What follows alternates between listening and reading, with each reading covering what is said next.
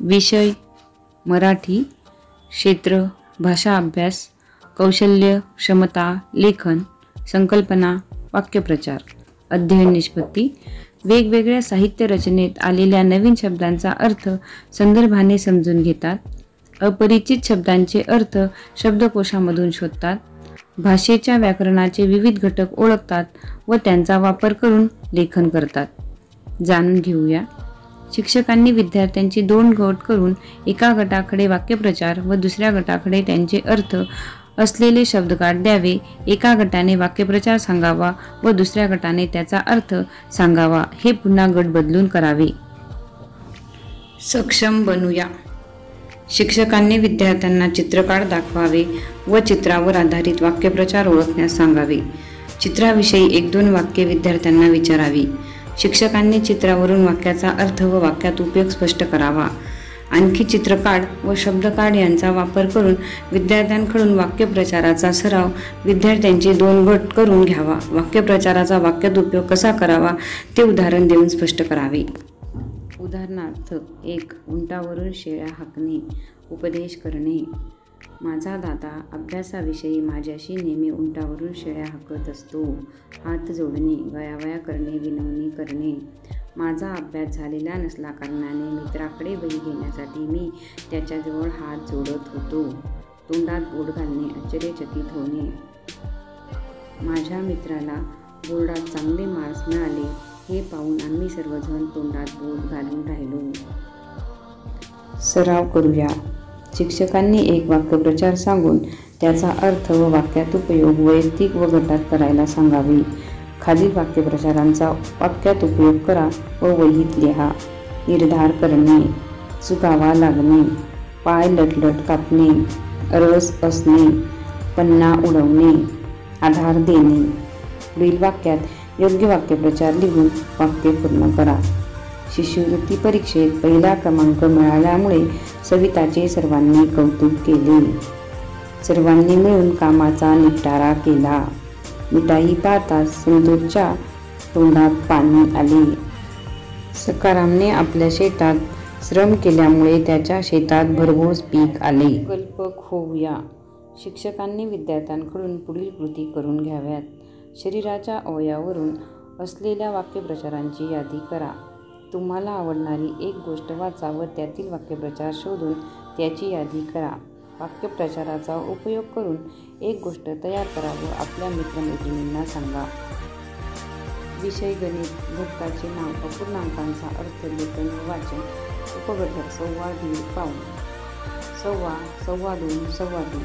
पूर्णांकयुक्त अपूर्णांकामध्ये 1/4 असल्यास त्याचे वाचन करताना सव्वाचा उपयोग केला जातो. अपूर्णांक दाखवणारी आकृती. पूर्ण भाग किती, अपूर्ण भाग किती, पूर्णांकयुक्त अपूर्णांक, अपूर्णांकाचे वाचन. पहिला रकाना 1, 1/4, 1.1/4, 1.1/4 म्हणजे सव्वा. दुसरी आकृती 2, 1/4, 2.1/4, 2.1/4 म्हणजे सव्वा 2. तिसरी आकृती 3, 1/4, 3.1/4 म्हणजेच सव्वा 3. दीड, अडीच, 3.5. पूर्ण भाग किती, अपूर्ण भाग किती, पूर्णांकयुक्त अपूर्णांक, अपूर्णांकाचे वाचन. पहिला रकाना 1, 1/2, 1.1/2, 1.1/2 म्हणजेच दीड. दुसरी आकृती 2, 1/2, 2.1/2, 2.1/2 म्हणजेच अडीच. आकृती 3, 1/2, 3.1/2, 3.1/2 म्हणजेच 3.5. आकृती 4, 1/2, 4.1/2, 4.1/2 म्हणजेच 4:30. पावणे 2, पावणे 3, पावणे 4. अपूर्णांक दाखविणारी आकृती. पूर्ण भाग किती, अपूर्ण भाग किती, पूर्णांकयुक्त अपूर्णांक, अपूर्णांकाचे वाचन. आकृती 1. 1/3/4, 1.3/4, 1.3/4 म्हणजेच पावणे 2. आकृती 2. 2/3/4, 2.3/4, 2.3/4 म्हणजेच पावणे 3. आकृती 3. 3/3/4, 3.3/4, 3.3/4 म्हणजेच पावणे 4. सोडवून पाहू. अपूर्णांक, अपूर्णांकाचे अंकात लेखन, अपूर्णांकाचे शब्दात लेखन. 1.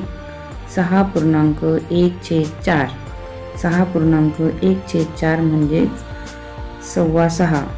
2. 4.1/2, 4.1/2 म्हणजेच 4.5. 3. 4.3/4 म्हणजेच पावणे 5. Subject English. Learning outcomes. Compare various programs with some preparation.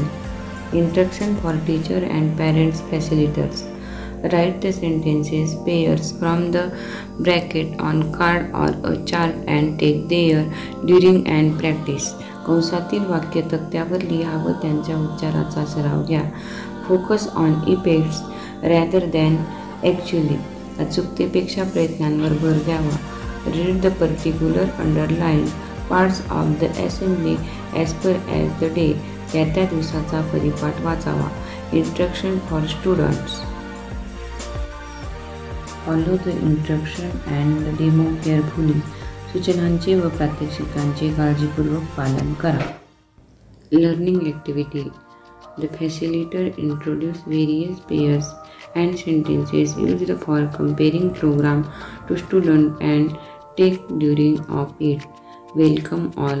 Please listen attentively. Thanks for coming. I am going to tell you about. I would like to tell you about. Today is. Today we have gathered than celebrate. Thank you all for coming here. Attention. Realize vote of thanks. Thanks of your participation.